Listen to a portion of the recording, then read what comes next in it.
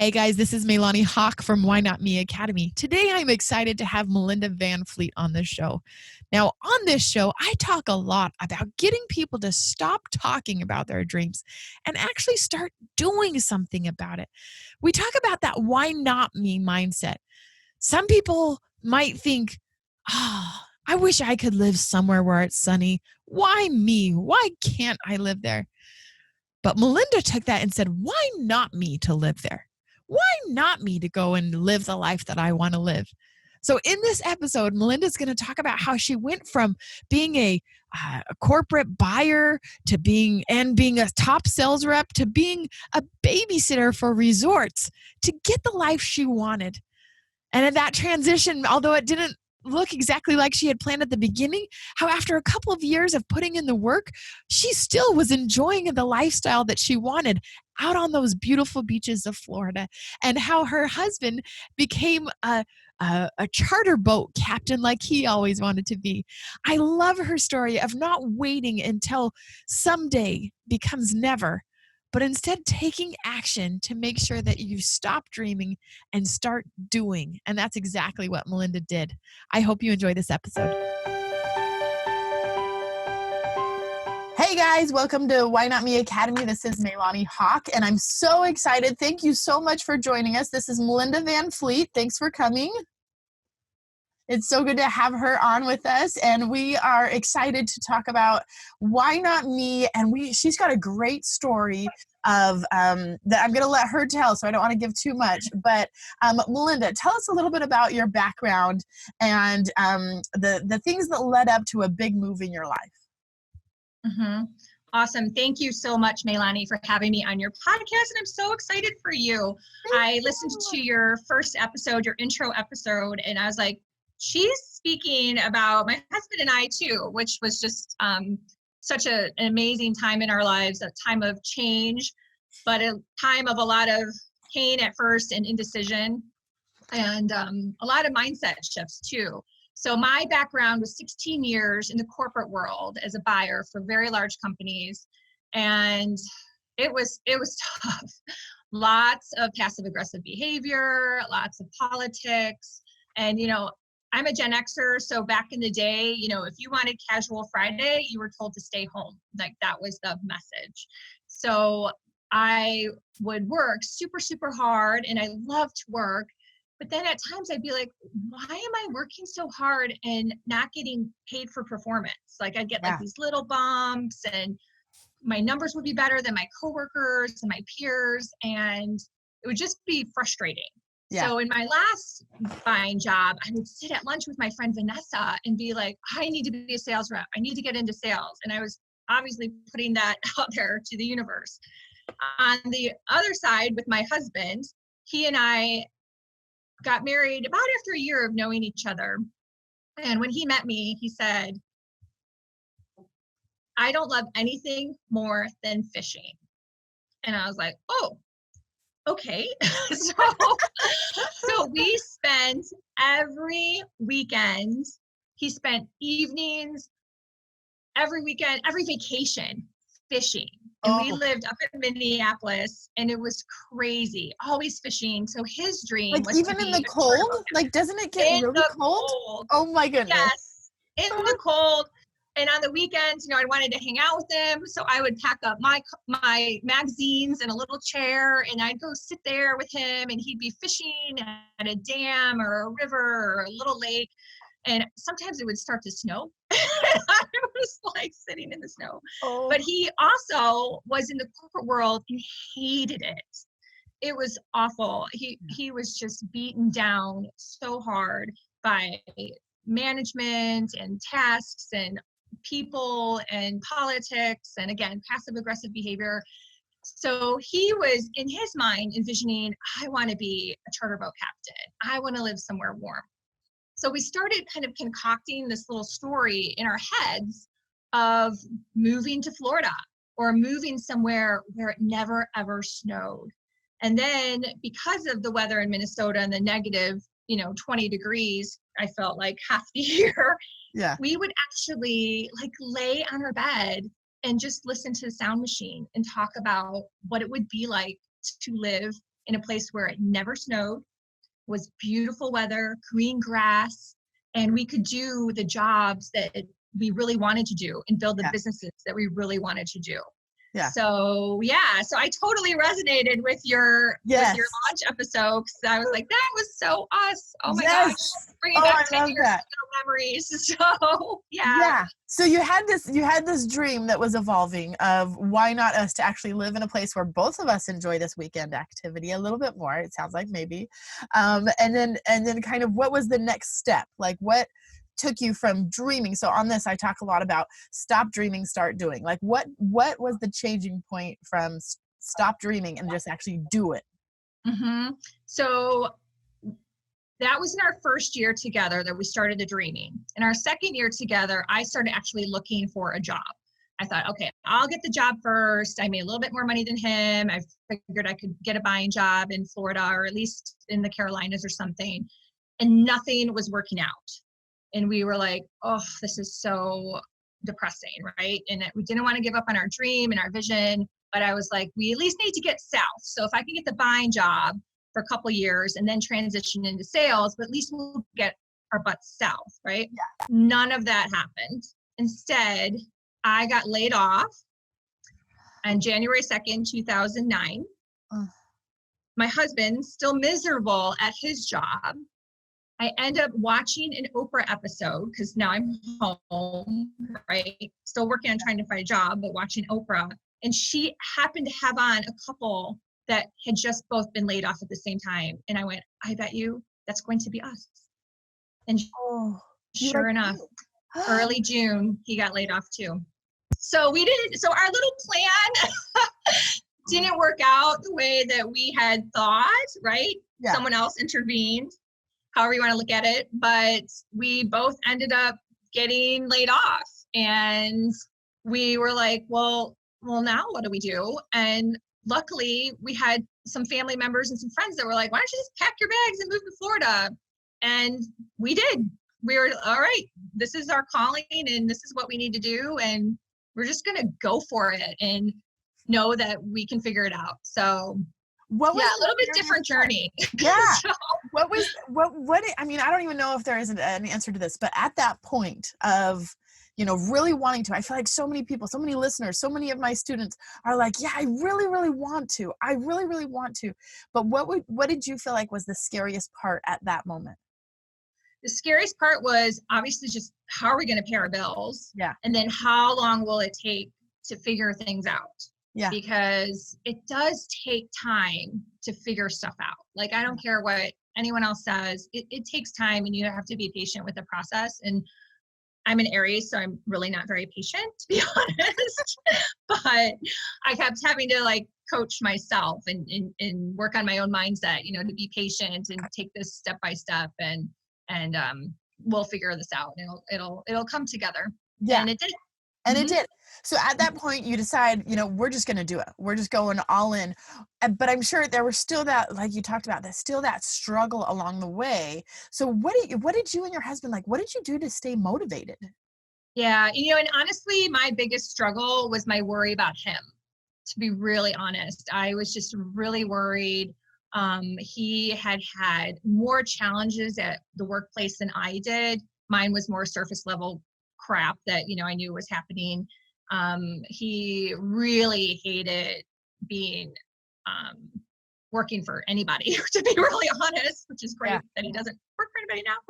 But so my concern, my entire, thought process was always about him. Like, how was I going to figure this out? How was I going to make sure that we could, build a charter boat business in the future and really get going? So it was a lot of pressure, and maybe in some relationships it might be vice versa. Yeah. And, we don't have children. So someone that loses their job might also be feeling, scared for their children. I totally can understand that, because I was scared about what are we going to do? Like, how are we going to figure this out? Yeah. So what do you feel like was, so we could have talked a little bit about, what motivated you a little bit. But what else do you feel like motivated you, or what were the big turning points? along the way? Yeah. So then when we moved down here, it was really scary because it's the Florida Keys. We live in the Florida Keys now, Upper Okay. Keys, and it's such a different world. It's not a normal, most people get laid off, they find another job, or they live like in a normal place. We had the elements of being in a totally different environment. Yeah. To figure out, really, that was the challenge. That was a turning point of really just trying to figure this out. Like, how were we going to make some money? How were we going to build connections and still be focused on our dream and not give up? Yeah. And that's the thing too, especially for your audience out there, anyone that has a dream and is working on something, there's so many naysayers. Yeah. There's so many people like, oh, when are you going to move back? Oh, you'll come back. And we were like, we are not. Received a phone call from the company that laid me off a year after, asking me to come back. And I was like, oh no, I'm in Florida. I'll figure it out. I'm good. Yeah. So you really have to stay steadfast to your dreams, to your goals, to your intentions, and keep trying to figure it out. So and have that figure it out mentality of, so while we were recording this, it's after coronavirus. My husband left his corporate job right like the week before coronavirus, and everybody, when coronavirus hit, was kind of like, so is he going to go back and ask for his job? Like, we had so many people saying, is he going to go back to his job? And it was like, no, like, coronavirus or not, like, this is what we decided to do. Like, everyone's going to be struggling now. But so many people like just assumed, oh, well, he's going to go back to his job, right? So, but you have to have that, no, like, we're going to figure out this new path. Just because we hit our first roadblock doesn't mean we go around and make a U-turn. It is like, okay, how are we going to get over this, instead of having that U-turn mentality, which I think is so important. I also loved earlier when you were talking about, like, in your sales job, before you were in a sales job. I totally resonated with that, because I remember being in a quarterly review with one of my managers when I was a project manager. And I remember my boss said, now, I just fear something along the lines of, I just feel like you're running too hard. Like, this is not a sprint. This is a marathon. You need to slow down and just stop acting like you're trying to exceed everybody else in the office.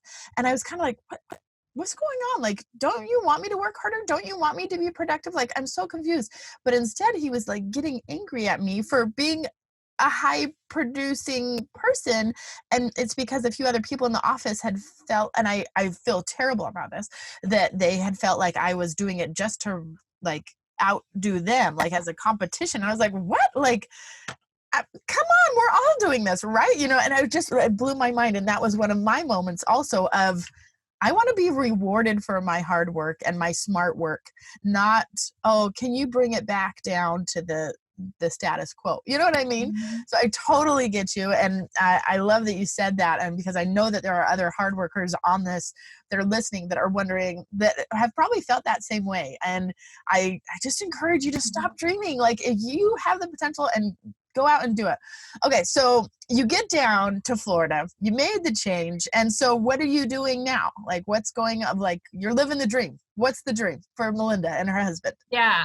The dream was everything from babysitting. And mind you, I was in my mid-30s and at all these beautiful resorts with parents or families where the parents were my age babysitting their children. So imagine someone with I had a college degree, an amazing career, and now I'm babysitting. And there's nothing wrong with that, which is why I did it, because you know what? Sometimes you got to roll your sleeves up and find something to do, right? Yeah. So I changed out signs in the grocery store. I cleaned houses. I walked dogs and babysat dogs, and anything we could do to hustle. And my husband did pest control, and he tried to manage the property at our condo building, which didn't go very well. And, everything we could just kind of do to hustle as we're like building towards the future. Yeah. yeah, you just have to keep building and be like, okay, and keep taking chances. Like so many people get stuck and they give up, and you have to keep taking those chances and those right actions, because you just don't know where it's going to lead you. You might have meet a connection that gives you a job or helps you fund your business. So Yeah. we didn't turn down anything. We just kept trying everything that we could. Okay. And so now where are you today? What does he do? What do you do? Yes. So it took me, I would say, 3 years to build my sales business. And then my husband, about the same time that I finally got a little more comfortable and a little more income coming in a pipeline, and understood the state of Florida, because that was part of it. Yeah. He started his charter boat business finally, because you have to get hours as a captain. So he was fishing on people's boats and mating wherever he could. And then we bought like a starter boat, because you have to gather hours. You have to gain your hours. Okay. And then he started his charter boat business, which is called Good Karma Sport Fishing. Okay. And then about a year and a half ago, my whole mission since the beginning was, someday when we get our shit together, we will help others. Yeah. And so a year and a half ago, I went into coaching classes and have been now coaching and speaking, just to try to help motivate people and make sure that they understand that, heck, if we can do it, they can do it too. Like, we're no special golden people. Like, we figured it out, and you can figure it out too, and believe in yourself and take the action. I love that. And maybe that's the answer to my next question is, what would be the one takeaway you'd want all the listeners and watchers to have from this? Is believe. Truly believe that you can do it. If you believe in your heart and your soul that anything's possible, then the ways come to you and you just keep going. So just keep going, keep trying. And you have to know that a lot of things might not work out. Like, I had applied for a speaking gig and I thought I was going to get that gig. I just really thought I was going to get it. Not that I just thought it was a good fit, right? I didn't get it. Yeah. And I'm okay, you know what? It kind of stinks, but the next day you pick yourself up and you keep going. So we all have those moments where, it might be 10 things in a row and you're just like, oh my God, something else. But you just got to keep going and keep believing that you can do it and figure it out. Yes. In fact, maybe I'll put in the picture right now with coronavirus and the craziness. Our water just went out yesterday. And when you say sometimes it's 10 things in a row, I think sometimes we have those days a lot right now. So, are you there? Oh, hey, I'm so excited. The water people, they came this morning at 7:30. Oh, good. We'll be able to shower tonight. It's going to be great. We're all good. It could be so much worse. And I just count my blessings. So we're good. Well, you look great for not showering. Thank you. Sorry if it's a little fuzzy. This morning I was trying to decide if I should work out or not. And I was like, I still got to get out and move. But, so at least you can't smell me, I guess. No, we tried to take care of water. Yeah, totally get it. Tell us where people can follow you, find you. How do they reach out to you? Yeah, sure. Thank you so much. My website is goodkarmasuccesscoach.com, and I have a podcast of the same name, same title, Good Karma Success Coach. I also have a sales podcast that I started in the fall, which is called Crush It in Sales. And you can follow me on Instagram, Melinda_Van Fleet, and I'm also on LinkedIn a lot. Awesome. So so really hang out between those platforms. I'm also on Facebook, but mostly Instagram and LinkedIn. So cool. So Good Karma Success Coach and CrushItInSales.com.